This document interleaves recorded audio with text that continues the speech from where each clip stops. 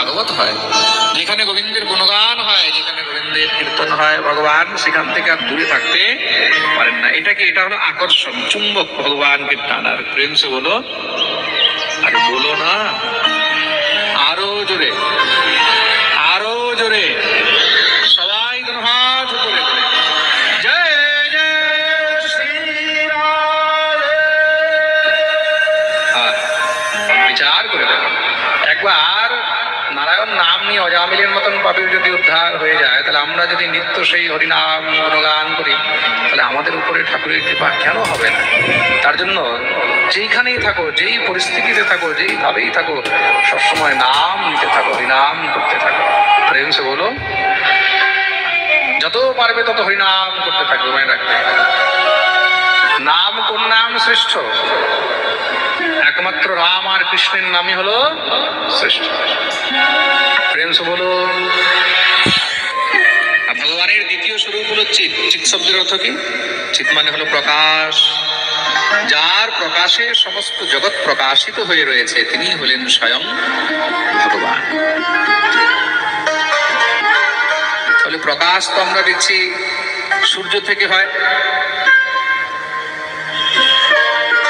মনে রাখবেন।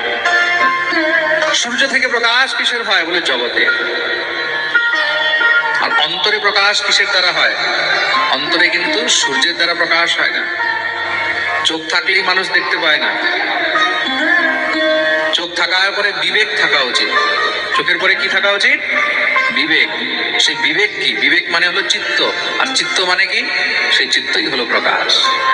তার চোখ আছে, কিন্তু যদি মাথা কাজ করছে না, তার বিবেক কাজ করছে না, তাহলে কি হবে? চোখ থেকেও সে দেখতে পায় না, তাই তো? প্রেম সে বলো, চোখ থেকেও সে দেখতে পায় না।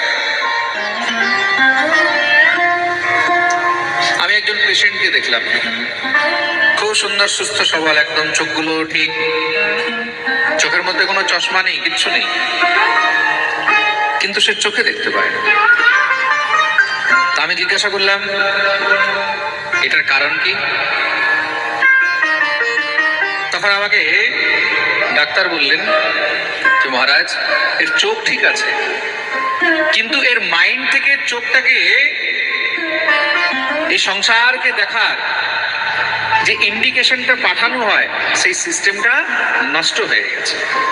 মনে রাখবে, আমরা চিত্তের দ্বারা, বুদ্ধির দ্বারা, বিবেকের দ্বারা দেখছি, কিন্তু চোখের